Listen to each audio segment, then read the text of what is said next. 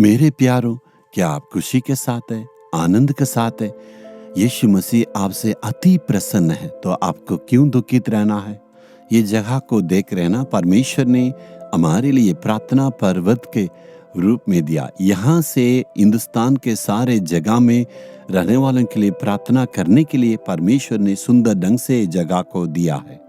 चारों तरफ से यहाँ लोग आते रहते हैं और हिंदुस्तान के लोगों के लिए हमेशा दुआ प्रार्थना करते हैं। प्रार्थना के लिए सब कुछ सुविधाएं हम रखे हैं। आज परमेश्वर आपके लिए क्या आशीष रखा मालूम है? भजन संहिता 128 अध्याय का 2 वचन में, तू अपनी कमाई को निश्चय खाने पाएगा, तू धन्य होगा और तेरा भला ही होगा। आज की कमाई को आशीष देगा।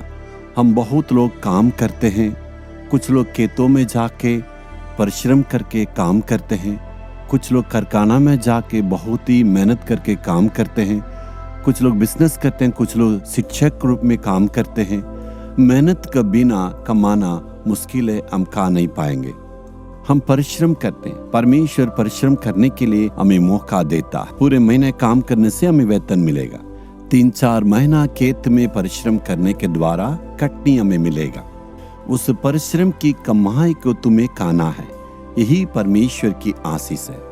लेकिन कुछ लोगों को जिंदगी में ऐसा नहीं है। इस्राएलियों की जीवन में देखिए, बहुत कठिन मेहनत करेंगे, बोएंगे और खेत में सारे काम करेंगे, लेकिन कटनी के वक्त में मिधान के लोग आएंगे या बिलिस्ती के लोग आएंगे या अम्मोन के लोग आएंगे। कटनी के वक्त में आके पूरा फसल को बर्बाद करके और नाश करके उसे पूरा ले जाएंगे। ये इतना मेहनत करते हैं, लेकिन वो शत्रु आके पूरा उसे ले जाते हैं। हम इतना महीना भर मेहनत करते हैं, परिश्रम करते हैं, लेकिन दूसरा कोई आके लोन लेके हमसे पूरे पैसा को छीन के ले जाते हैं। कुछ लोग गलत संगति में आके पूरे पैसा को दे देते हैं। कुछ लोग दूसरों के भरोसा में पूरे पैसा को देते हैं। कुछ लोग बीमारी के लिए, इलाज के लिए पूरा पैसा को खर्चा कर देते हैं। बिना कारण से आपका पूरे आशीष चला जाता ना। आप परिश्रम करते हैं, लेकिन उस आशीष को आप प्राप्त नहीं कर पाते हैं। दूसरा कोई आपका परिश्रम की फल को ले जाते हैं। लेकिन प्रभु ने क्या वादा किया? तेरे हाथ की कमाई को तू खाएगा, निश्चय तुम्हें भलाई आशीष होगी। प्रभु की वादा है, इसे हमें जरूर प्राप्त करना है। अपने आप को हमें जांचना है, क्यों हमारे आशीष से दूसरे को ले जाते। परमेश्वर ने ये वादा किया है, तुम अपने हाथ की कमाई को खाएगा, तो हमें उस पर ध्यान देना चाहिए। हमें बंधन को तोड़ के आशीष देने वाला एक परमेश्वर है। एक वक्त एक भाई ने आए, वो परिवार के साथ आए, उनके 3 बच्चे। उस भाई ने कहा, मैं एक कंपनी में काम करता हूँ, अच्छे कमाई को प्रभु दिया है, लेकिन मेरे परिवार में कोई न कोई हमेशा बीमार पड़ते रहते हैं। महीने भर अस्पताल में जाते हैं। लगता है हमारी आधा कमाई ज़्यादा जो है अस्पताल में ही हम खर्चा कर देते हैं। और दुख के साथ कहे, हमारे परिश्रम की आशीष को हम खा नहीं पाते। इसलिए आपके पास हम प्रार्थना करने के लिए आए करके कहे थे। मैंने उनके लिए प्रार्थना किया और एक सलाह को दिया। आप इतना मेहनत के साथ काम करते हैं, आपके आशीष को बिना वजह से दूसरा कोई खाते हैं ना। प्रभु कहता है, यदि तुम परिश्रम करते हैं, तुम्हें आशीष को पाना है। यही परमेश्वर की वादा है। उसने कहा, हमें क्या करना? मैंने पूछा, क्या आप परिवार की दुआ करते? हम तो नहीं करते। मैंने कहा, मैं एक दवाई दूंगा। अगर आप बीमार पड़ते हैं तो दवाई 3 समय खाने से ना आपको ठीक होगा। जी हाँ, वैसे ही आज मैं आपके लिए एक दवाई दूंगा।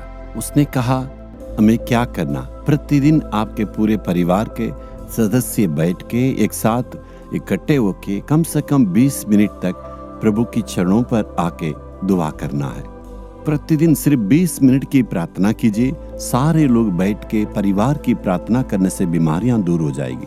उस भाई ने कहा, मुझे तो शिफ्ट है, कभी रात में कभी दिन का। जैसे ही प्रार्थना का नाम लेते हैं तो बहाना बना देते हैं। अगर खाना तो 3 समय सही समय से हम खाना खा लेते हैं। पानी रस पीना तो उसको तो सही वक्त में हम तो खा लेते हैं। 3 समय दवाई तो सही समय खा लेते हैं। सारी बातों के लिए मान लेते हैं, लेकिन प्रार्थना के लिए हम बहाना बना देते हैं। काम के लिए तो फुर्सत है ना, शिफ्ट में रात में काम करना है या दिन में काम करना, उसमें कोई रुकावट नहीं है।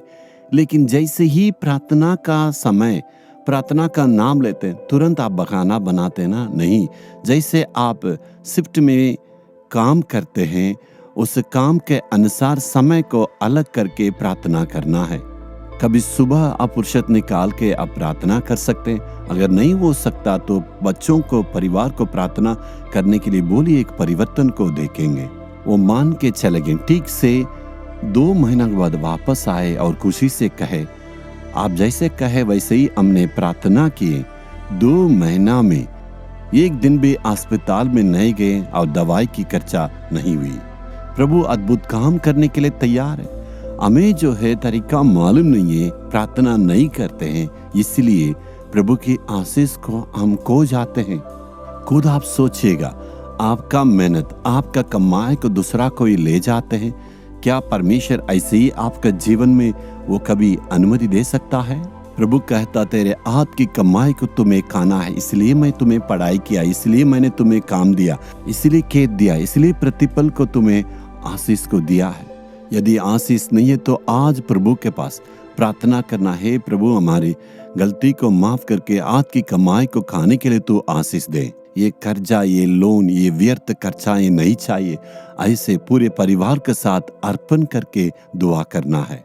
वचन का अनुसार अर्पण करने से आज प्रभु परिवर्तन को करेंगे, आपका जीवन में सारे आशीष को प्राप्त करेंगे। क्या विश्वास करते हैं? अभी प्रार्थना करें, हे परमेश्वर, तूने वादा किया है, तू हाथ की कमाई को जरूर खाएगा। बहुत ही परिश्रम के साथ मैं कमाता हूँ प्रभु, ये व्यर्थ खर्चा में और कुछ भी ये बर्बाद नहीं होना है। आज के बाद हमारे जीवन में तू आशीष देना है और जो भी हम परिश्रम करते हैं उस कमाई को हमें खाना है। यीशु के नाम से तू आशीष देना है। आमीन, आमीन।